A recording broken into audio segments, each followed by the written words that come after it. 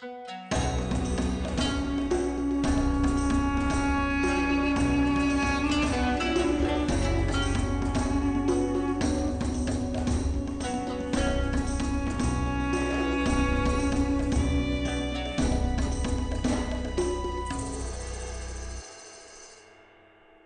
Adbreak time. I'm pleased to announce that the Beyond Solitaire podcast remains proudly sponsored by Central Michigan University's Center for Learning Through Games and Simulations. And as usual, they are up to amazing things. Their latest game, 500-Year-Old Vampire, just finished a very successful campaign, but if you forgot to back it, you can now pre-order through BackerKit. The link is in the show notes. I also want to plug my own Patreon. Your support means a lot to me, both emotionally and financially. Patreon money is what makes it possible to keep improving my channel by upgrading the equipment, and I'm also hoping to increase the amount of videos I can publish over the course of the next year. If you want to help out, head over to patreon.com/beyondsolitaire. For now, though, let's get on with the show. Hey gamers, this is Liz Davidson from Beyond Solitaire, and I'm here on the pod with a very special guest, Joe Kelly. They are an awesome game designer of Molly House, which is finally going to be out in the world. How you doing today, Joe? Yeah, I'm pretty good. Liz. How are you? I'm doing awesome. I'm super happy to see your game about to be a reality. I've been waiting on it with bated breath for some time. So for people who do not know about the joys of Molly House, very much the joys of Molly House, in fact, given its theme, why don't you give us the rundown?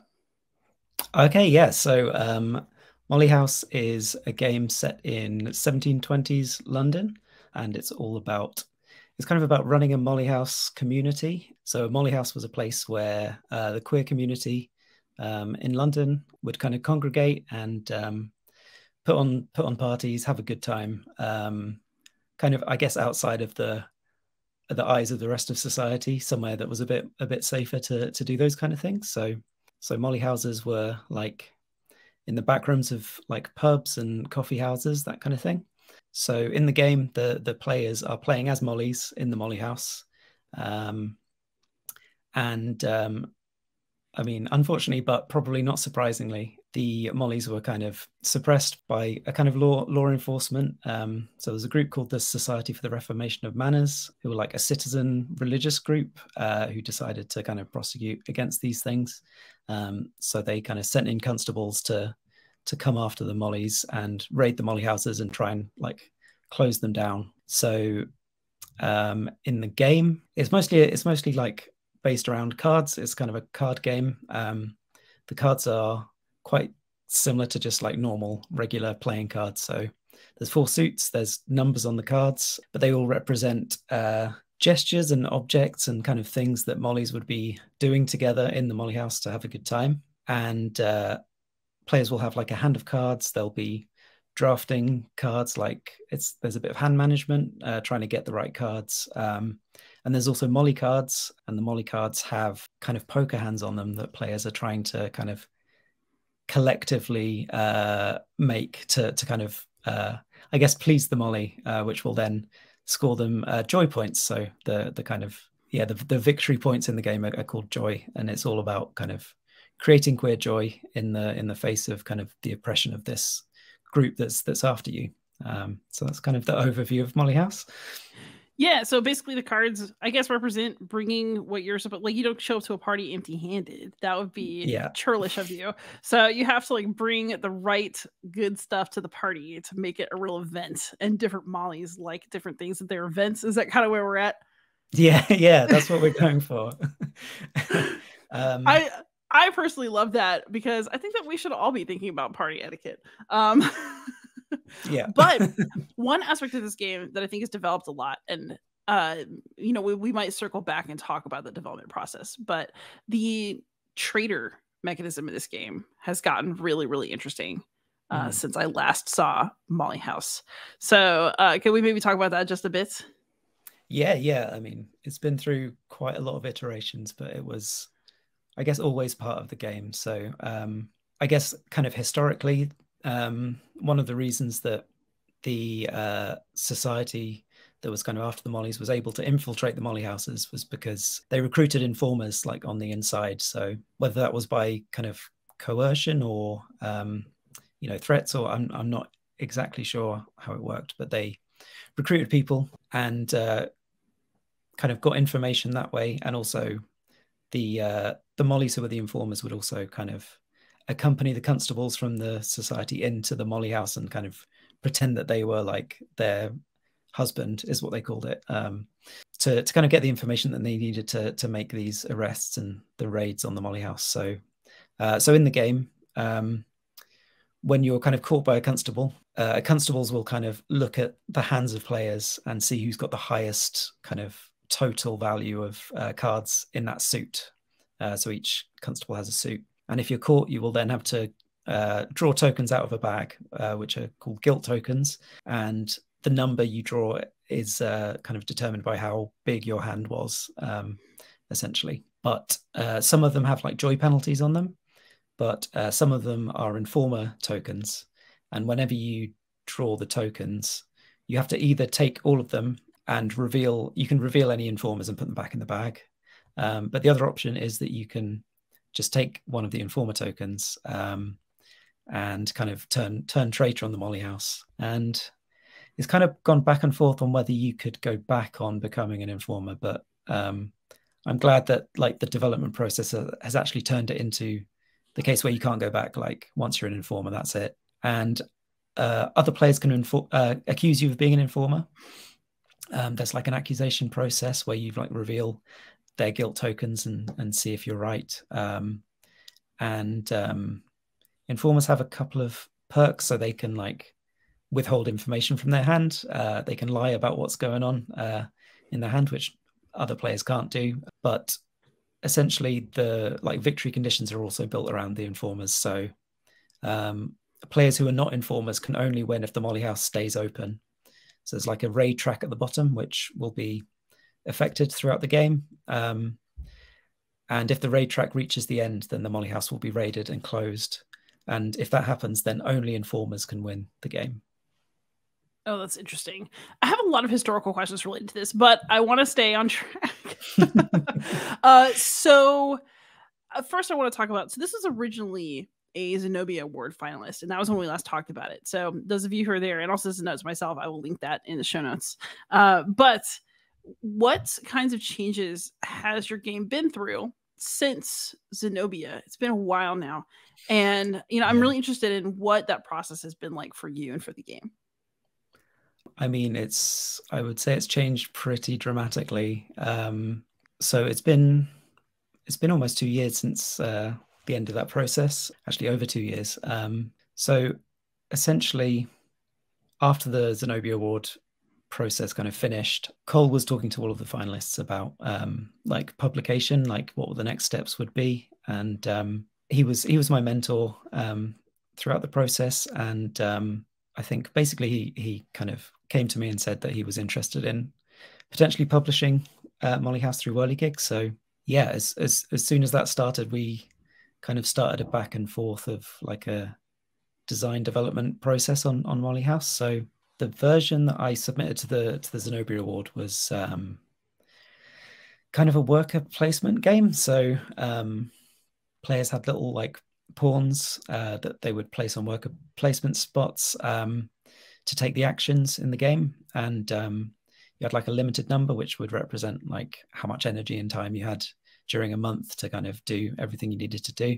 And you'd be gaining joy in the same way, but there was like a collective and a personal joy. So they were like split out, and it was a bit more semi-cooperative in that you had to like get joy to a certain level, both for the community and for yourself. And there was also like, there was lots of stuff around esteem, like there were little pink cubes that you could get by adding to collective joy, and you could spend those on like bonus actions, that kind of thing. And it's been through quite a lot of changes. So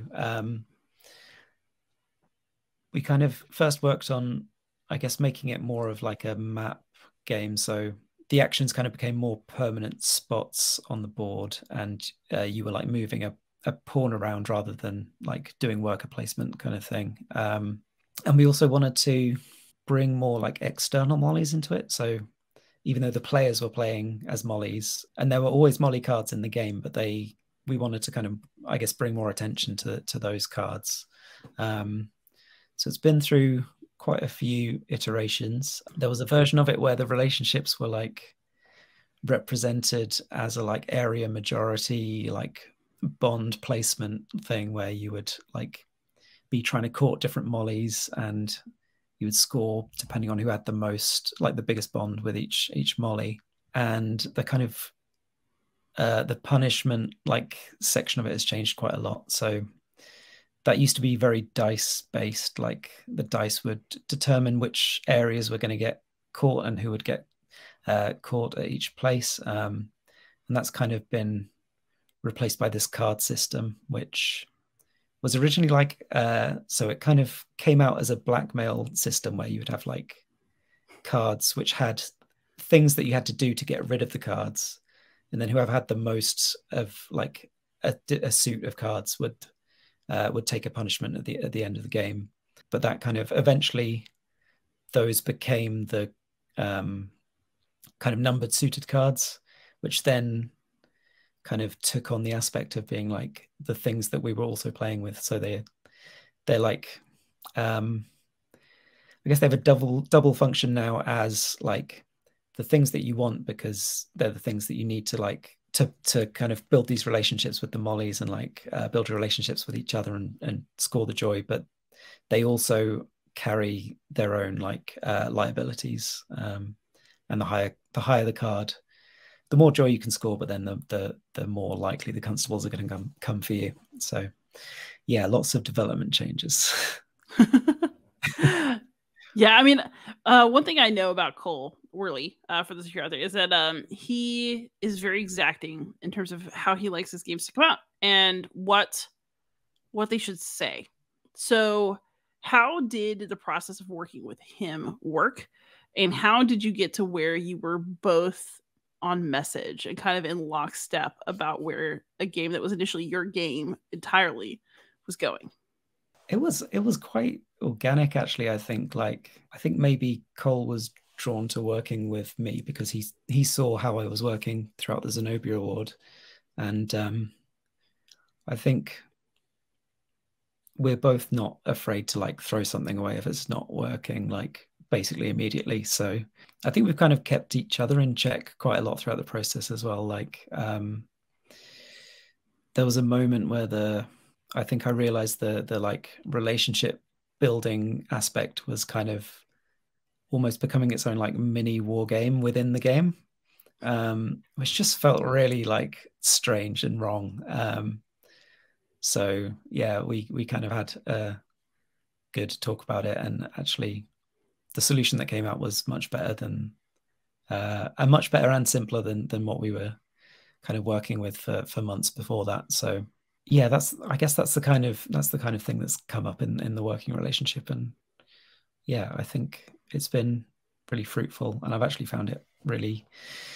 not found it difficult at all to work with like Cole and Drew. I think they're great to work with, I would say. That's awesome. Yeah, I mean, as I kind of start to do design stuff myself, I really, really like having design partners and people to collaborate with. It's been a defining thing for me so far. So I'm glad to hear it's good for other people as well. Yeah. Yes. And did you get a say in like all the things like the visual style, the art, what artist y'all went with? Like, I'm just kind of curious about like what extent your hand is on the full product. Yeah. So I think Cole and Drew were very aware that they wanted queer representation in the art of the game. So we're working with a very cool queer illustrator called Rachel Ford, who's doing amazing illustrations for the game. And like Cole and Drew have basically said, like, I've got final say pretty much on like all of the art direction of the game, like at least as far as the illustrations are concerned, because they're kind of filling in the gaps of a history. Because I mean, there's very few images that are even kind of explicitly about mollies, and the ones that are tend to be like satires, like really not particularly flattering depictions. So yeah, I really appreciate that they've kind of let me have a lot of say in in that aspect of the game.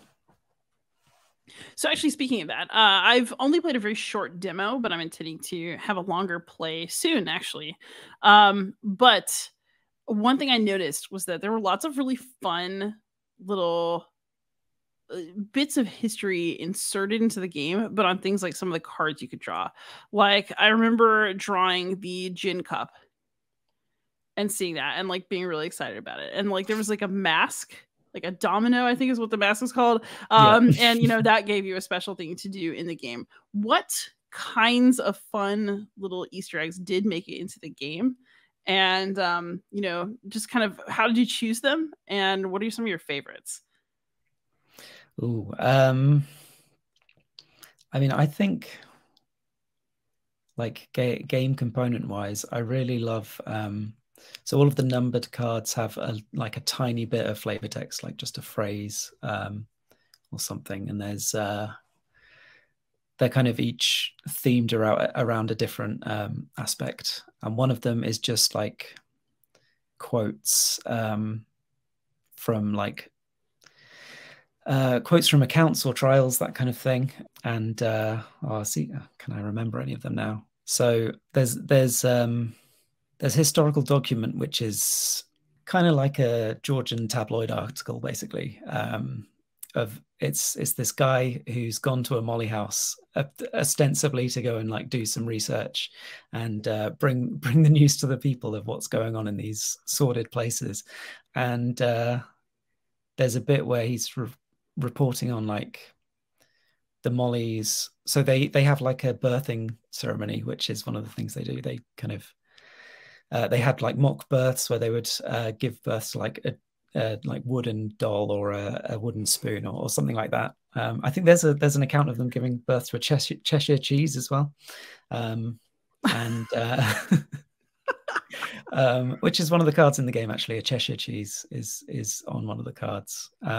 But then after that, they kind of sit in a circle and they have like a gossiping kind of moment where they're all like dressed up in dresses, like just talking about like how their son's a disappointment or like how they're having a great time with their husband at the moment, that kind of thing. And there's a few choice quotes from that I've put in, but I can't remember any of them off the top of my head. But that's one of my favorite parts of the history that's kind of made it in.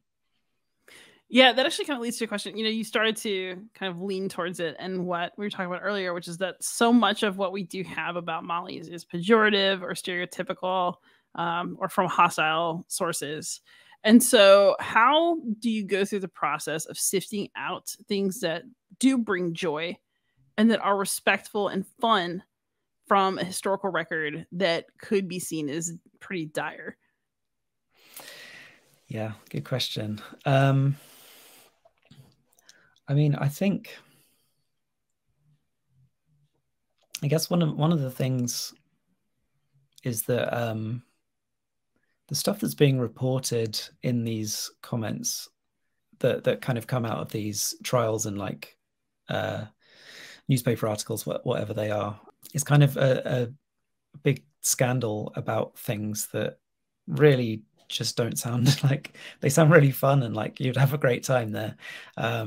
So yeah, I mean they're obviously like they're surrounding all of this stuff with like hyperbole about like how depraved these people are, but then you actually get to the stuff where they're talking about what they're doing, and that sounds great. So like I mean it does though.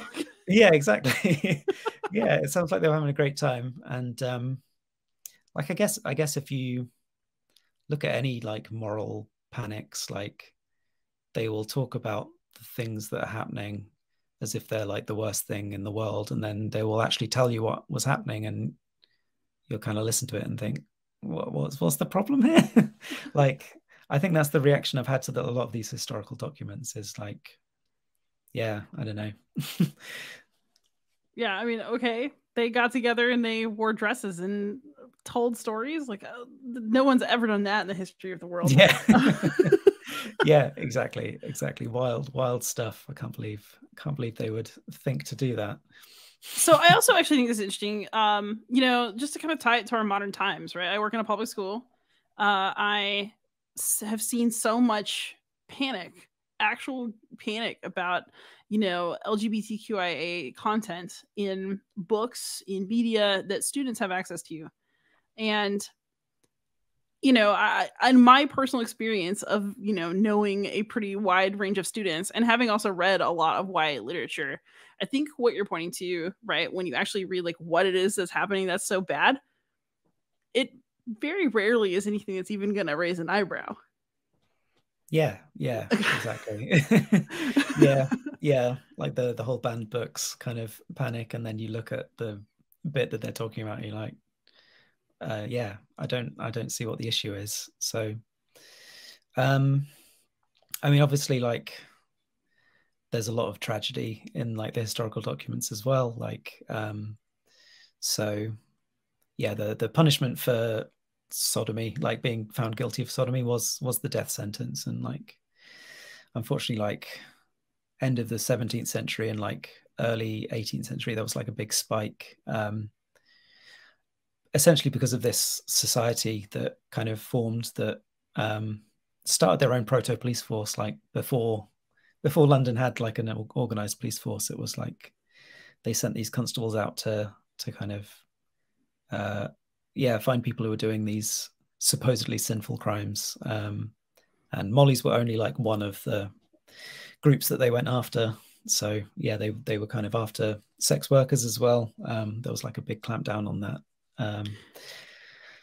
Yeah, actually, I want to talk about this. So they're called, it's the Society for Moral Reformation. The Reformation of Manners. Reformation of Manners. Oh, which, great. Yeah. So which okay, was like they meant morals by that. Like that was the meaning of it. So yeah. ugh. Okay, so I have a question about these people. So these are civilians, but the constables they're sending in, are these actual cops that are basically doing their bidding, or is it like totally vigilante? Yeah, it's pretty vigilante. So I think the constables were paid to do this. And yeah, I mean the whole history kind of behind why they formed was like obviously there was like a city watch in London at the time, so like local neighborhoods would kind of police themselves for like serious crimes like murders and thefts and that kind of thing. But I guess these religious groups decided that like although there were kind of crimes like there were laws against things like sodomy and like sex work and even like really, I guess, like gambling and even like people trading on Sundays. That was one of the things they were going after. So yeah, they kind of, the problem for them was that like you had to pay to prosecute someone at the time, and obviously a lot of these crimes are victimless, so like no one's going to actually pay out of pocket to put these people in prison. But these citizens decided to put some money together so they could press some charges against people who were kind of just keeping to themselves mostly. So yeah, that was kind of the backdrop of all this moral panic. This pains me. Also, sounds really familiar. So the reason I think I connected this to book banning is that I read an article, I think last week, about a woman who basically puts in a request to ban or protest against a book a week and intends to do so forever. And she spends time reading books, marking everything that she considers inappropriate content and like annotating it. And then she goes and protests the book.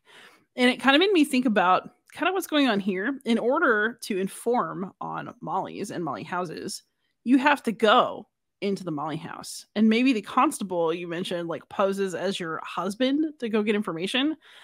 So if most of what these people are doing is actually pretty chill, it amazes me. Like, did they have any sense that they were basically doing exactly what they had a problem with other people doing, and we're trying to get them in trouble for it? I feel like this is like how, you know, I'm an atheist, and when I have to sit through a prayer, I leave my eyes open to see who else's eyes are open. You know? Yeah. Yeah, I mean, like I don't have any. I guess there's very little evidence to go on with this stuff, but you do have to wonder, like, why were they so drawn to it? Like, did they just want to go in and do stuff without like any any kind of sense of repercussions. Like I guess it kind of reminds me of like you get Republican politicians now who are like anti-gay, anti-trans, whatever, who then kind of turn out to be like in the closet. You know, it could be that kind of situation. I could imagine that, definitely. Yeah, I mean, it's just interesting to think about. It's amazing that we have such interesting historical records about this, and also that the way in which we got them is so wild in a way. Yeah. Like, did you want to report on the Molly house, or did you want to hang out at the Molly house? Because, like, I'm not gonna lie, it sounds like they're having a really good time in there. Yeah, exactly. So another thing I noticed in my quick play of the game is that there were some really fun like names of Mollies. Like I was particularly taken with Miss Kitten. I just thought that was so great. Are these names of actual people from the records? Yes. Yeah. So yeah, all the named Mollies are names that have been kind of I guess collected in all of the evidence that we have. So yeah, a lot of Mollies had maiden names that they would use in the Molly house. So there was like a christening ceremony that people would have where they would get their maiden name, and it would be kind of christened with gin being splashed in their face, which is one of the things you can do in the game. There's a christening you can do, and so yeah, a lot of like we don't know for sure like how they were used, like if that was like the exclusive name that they used in the Molly house. I would imagine that seems likely. I think probably for some people it was like maybe like a drag name, like a kind of alter ego or a persona, but there were definitely, well, there's definitely at least one Molly who used their name, their maiden name outside the Molly house, which is Princess Seraphina. So yeah, she's a very interesting character. So she's probably one of the only Mollys who's kind of shown in multiple sources, and the biggest one is her trial, but she wasn't actually on trial, unlike all of the other cases that we have. She was actually bringing a case against someone else for ostensibly stealing her clothes. So yeah, it's quite a saucy story actually. So she was with another person in the common, and she claims that this person basically stole her clothes and said, if you tell anyone about this, I will inform against you, basically. So I mean, whether that's what was going on or not, I mean, I suspect there might have been something else going on kind of during that meeting, but well, that's lost to history, unfortunately. In the trial, Princess Seraphina brings some character witnesses, and several of them who are like her neighbors in the outside world say that they don't know her by any other name than the Princess Seraphina, and they weren't even aware that she had another name. So she's clearly like living her best life as Princess Seraphina inside and outside the Molly house.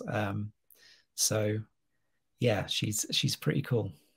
I love that her response to threats is like, don't even try it, I'll take your ass to court, let's go. Yeah. Yeah, it's pretty bold. I respect it.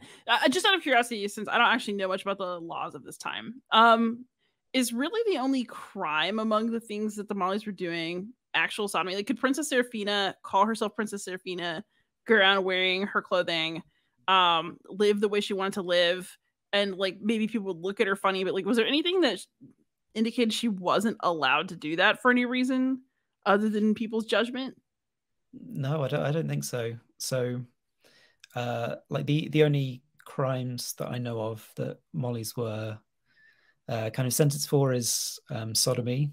There was assault with intent to commit sodomy, which was like a lesser crime, basically. So for you to actually get a conviction of sodomy, there would have to be like physical evidence of the act. So quite hard to prove. but it was proved in a few cases. And the other thing was running a bawdy house, which is kind of another name for a brothel, basically, which a couple of people were convicted of. So Mother Clap, who ran Mother Clap's Molly House, which is like one of the kind of best known Molly houses, because there's quite a good account of I guess the process behind it, like how the informers like brought the constables into the house to kind of do surveillance on it for, I think it was 2 months before they decided to raid it in the end. But Mother Clap was, as far as we know, like a cis woman with a husband who had her own coffee house and just decided to run it as a Molly house, I suppose because she enjoyed it. She had a good time, which, I mean, it sounds like everyone was having a good time. So, but yeah, she was convicted of running a bawdy house, and in that raid, three of the Mollies who were arrested were then convicted of sodomy, and they were hanged, sadly. What happened to Mother Clap? Unknown. So it's possible because she was sentenced to pillory and then prison time, and the pillory could be pretty gnarly. So that the best guess is that she had a really bad time on the pillory and kind of died from whatever happened there. That sucks. Yeah. So on a lighter note, though, so she's called Mother Clap. Is it because did people call the clap at that time, and is that on purpose, or So her last name just happened to be Clap?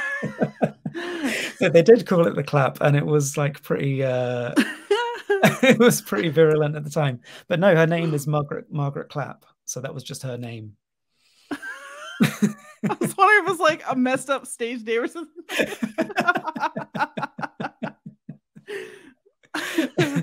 I'm sure you're not the first person to think that. Yeah.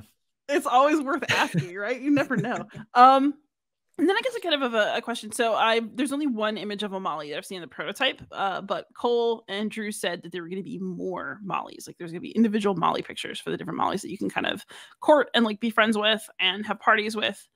And I guess my question is, what do we know about what Mollys look like? Do we have any drawings of them? Any actual images? Like I guess we would have some descriptions of clothing. For example, Princess Seraphina's clothing.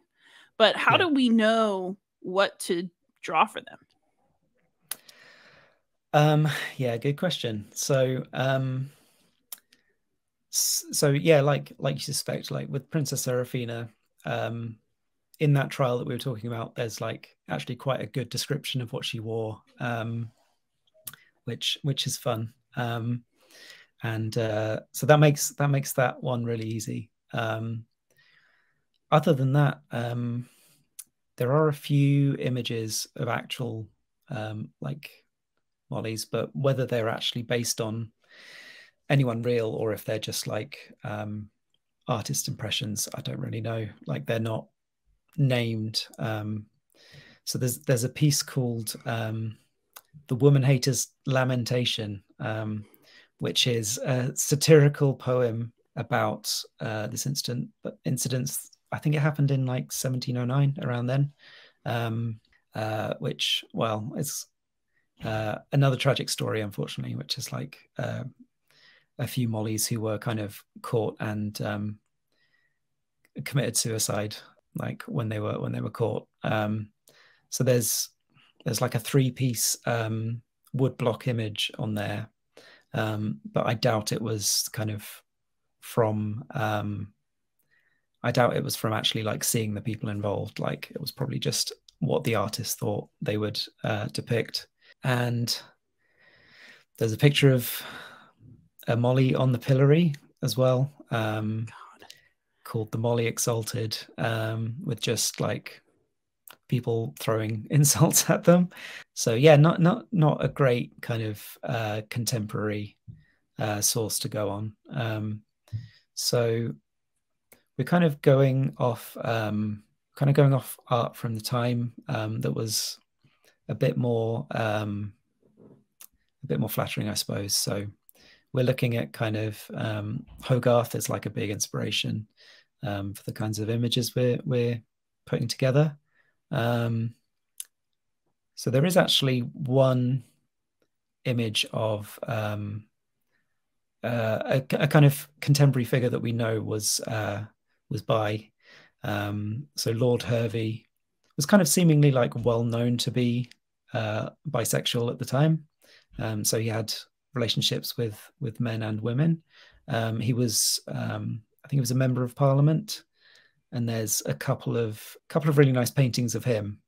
He's probably a bit more like higher class than the people in the Molly houses would have been, but there's a chance, like, I could imagine that he would have visited a Molly house at some point in his life. So we've got these kind of images to go on. I've also, like, I kind of built a portfolio of like some reference images that we could use. I found a few images of the Chevalier d'Eon. I don't know if you know anything about her, but she's a very interesting character. So she was a chevalier or a chevalier, I should say, in France, and kind of lived a lot of her life as a man, but there was always a lot of speculation about whether she was a woman. And kind of at some point in her life, she decided to say, well, you know what, screw it, I am a woman. And then there was lots of speculation that no, actually she was a man, so she couldn't really win. But she kind of lived the rest of her life as a woman. So she's kind of like a very prominent example of like a trans woman from the time. And she was a very good fencer. So I've got a few images of her to use as like inspiration as well. Oh, that's awesome. So you mentioned something really interesting in your comments about our member of Parliament, which is that he might have visited a Molly house, maybe not, because he might be a little higher class. What kind of stratum or strata of society are we in when we play Molly house?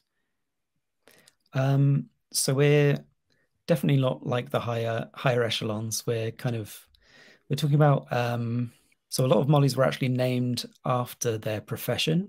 So there's someone called Orange Deb, who was an orange seller. There's someone called Garter Mary, who sold garters, and there's a few others that we don't really know what they did, but you can kind of guess from their names. So there's like Hardward Nan, which is maybe a corruption of Hardwood, so maybe she was a carpenter or something like that. And there's also like, so the Molly world was kind of mixed up with the kind of criminal underworld as well. So there's quite a few thieves and blackmailers who were among the Mollies as well. So a bit of a mixed. So you can have like a light finger Jenny or like a yeah. Why not? So yeah, there's someone called Jenny Greensleeves, and I don't know what she did, but that's a cool name. She's saying Greensleeves, and listen, no joking. That's really awesome. So basically, though, it does kind of lead to the question of what did higher class queer people do at this time? Like, was it just easier for them to hide it because they had more money and like other places to go? And so, you know, like when you're looking at these cases of Mollies that get caught, Mollies that get on trial, Mollies that get in trouble, how often do you end up with like high profile cases? Or is this mostly just the poor continuing to get crapped on because they don't have the resources to get free of it? Yeah, you got it nail on the head. Like, that's exactly how it worked. So yeah, Lord Hervey was absolutely fine during his lifetime. Like, I think I mean, as far as the law is concerned, at least, like, yeah, he obviously had his own kind of private place where he could kind of cavort with people, I guess. So he didn't really have to put himself up to the same kind of risks that the kind of people in the Molly houses did. So yeah, I think there's a big gap there. And Yeah, as far as I'm aware, like during this time, there's no kind of higher profile cases that come up. I mean, I've mostly focused on the 1720s because it's such a hot spot of like a good amount of evidence and documents to go on. But I know Molly houses continued into the 19th century as well, which is a part of it that I don't know as much about. So yeah, it could well have changed then. I'm not too sure. That's really interesting. So I kind of want to circle back around before I kind of ask you some softy questions. I kind of want to get back to the point, I think, of the game because, we've talked about a lot of sadness, right? A lot of fear, informants, suicides, hangings, Miss Mother Clap getting pilloried.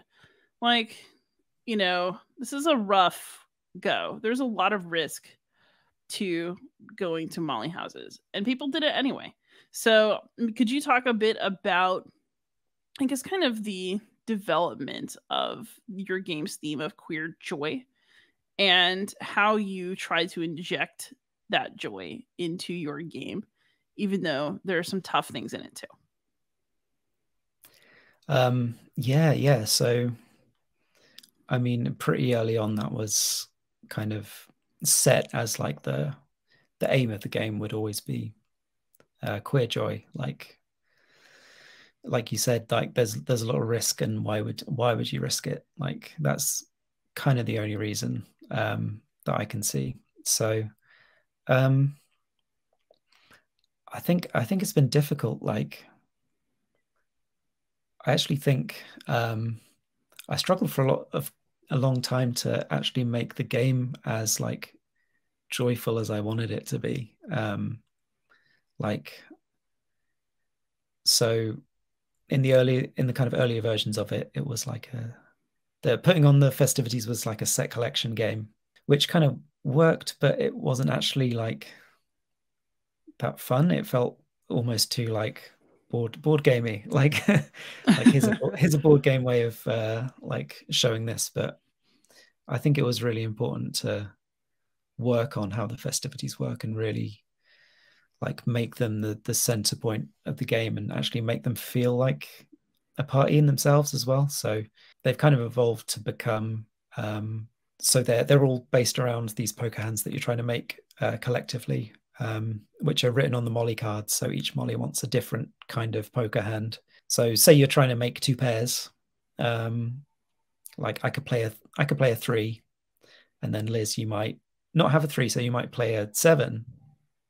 And then the next player has an option, like, do they want to join one set or do they want to join the other? Or do they not have any of those? And do they just want to like put out a third option because they want to try and like put on another party? So there's a lot more play.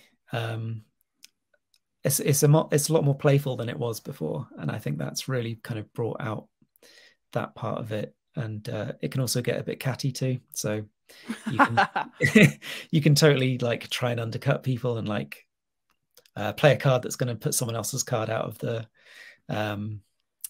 festivity. So yeah, I feel like it's really evolved, and the game is kind of what it always should have been, which is like really joyful, really fun, but then it's always got this backdrop of like the constables are always after you. But you're going to do it anyway, because like, what else are you going to do? Like, you gotta live your life. So that's kind of the thing I want people to take away from the game is like, yeah, queer joy was worth it then, and it's worth it now. Like it's definitely a thing worth living for. So yeah, I like it. I also love that it's expressed in the form of a game. I think that we ask ourselves, why would I do this thing that seems so silly? And why would it mean so much to me? But it really does. So much that it's worth going all in on it. yeah. Yeah. That's awesome.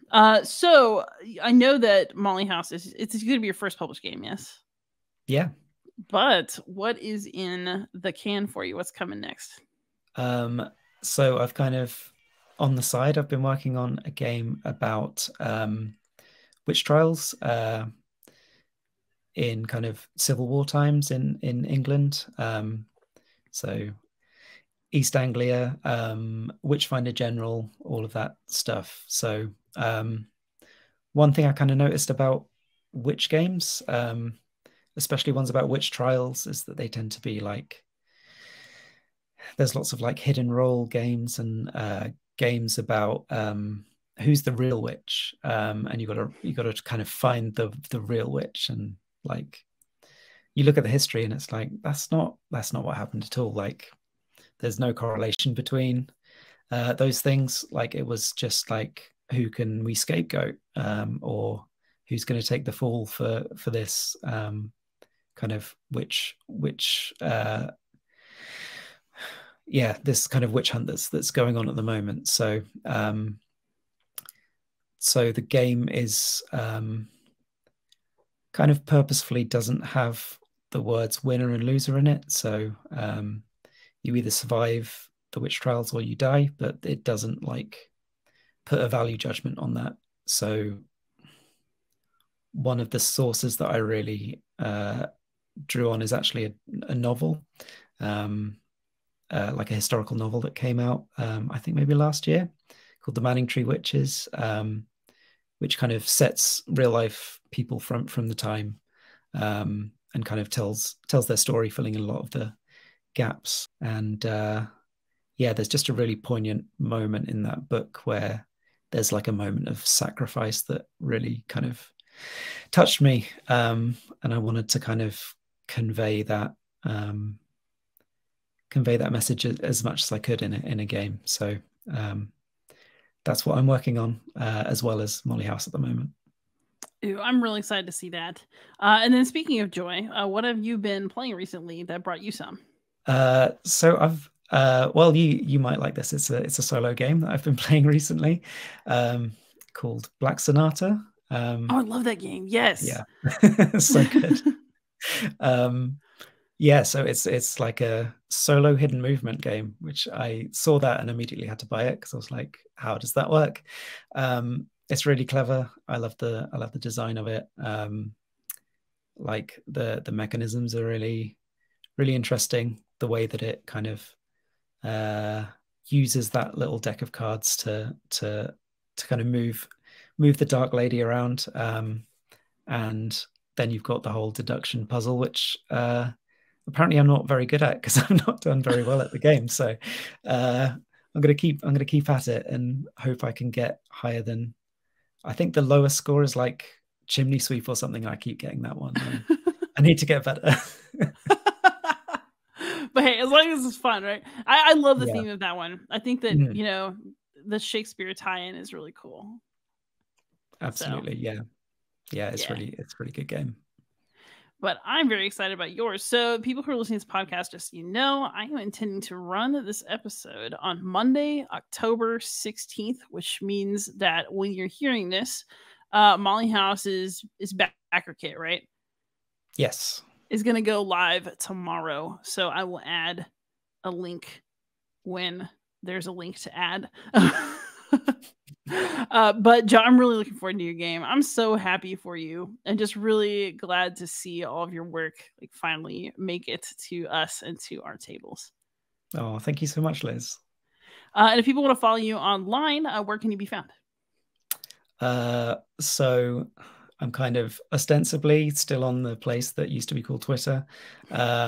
So I am YUNGYLEK on there. I'm also on Blue Sky as Jarmara Kelly, which is JARMARA KELLY. Fantastic. And I'll make sure for everybody to put that in the show notes so you can find it more easily. But Joe, thank you so much for coming on the show. It's always fun to talk to you. And I'm sure we'll be talking about witches at some point in the next couple of years. It's been great talking to you, Liz. Thanks for having me. Thanks so much. Everybody out there, I can be found anywhere online as Beyond Solitaire. I am terminally online, so reach out.